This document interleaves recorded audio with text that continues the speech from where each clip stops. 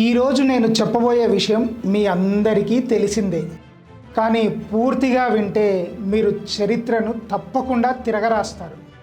అనగనగా ఒక రాజు 7 చేపలు తీసుకొచ్చాడు. అందులో ఒక్క చేప మాత్రం ఎండలేదు. అందరూ ఆ చేపను ఇలా అడిగారు, చేప చేప నువ్వు ఎందుకు ఎండలేదు అని. చేప గడ్డివాము అడ్డొచ్చింది అని చెప్పింది. గడ్డివామును అడిగితే ఆవు నన్ను మేయలేదు అన్నది. ఆవును అడిగితే గొల్లవాడు నన్ను మేపలేదు అన్నది. గొల్లవాడిని అడిగితే చీమ నన్ను కుట్టింది అని అంది. చూసారా, ఒక చిన్న కారణం చివరకు ఒక చేపను ఎండకుండా చేసింది. మన జీవితాల్లో కూడా ఇదే జరుగుతుంది. ఈరోజు ప్రతి తరం ఒక మాటను తిరిగి మళ్ళీ చెబుతుంది. మా తాత అప్పుడే భూమి కొని ఉంటే, మా నాన్న కొంచెం ముందు చూపుతో ఇన్వెస్ట్మెంట్ చేసి ఉంటే ఈరోజు మా పరిస్థితి ఇంకోలా ఉండేది అని. వాళ్ళని అడిగితే అప్పట్లో రేట్లు ఎక్కువగా అనిపించాయి, కొంచెం ఆగుదాం అనుకున్నాం, ఖర్చులు పెరిగాయి, ఇంకొంచెం ఆగి చూసాం, ధరలు ఆకాశాన్ని అంటాయి. ఏ తరాన్ని అడిగినా ఇదే సమాధానం.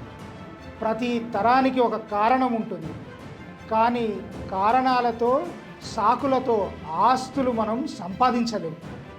మనం భూమి మీద పెట్టిన ఇన్వెస్ట్మెంటే, ఆ నిర్ణయమే మనను ఆస్తిపరులుగా చేస్తుంది. అందుకే కొంతమంది మాత్రమే మా పిల్లలు మా నాన్న భూమి కొనుంటే బాగుండేది అని రేపు అనకూడదు, అందుకే మేము ఈరోజే కొనుగోలు చేస్తున్నామని వారికి వీలైనంత వారికి అందుబాటులో ఉన్న ధరలో భూమిని కొనుగోలు చేస్తున్నారు. ఇదే అసలైన వారసత్వం.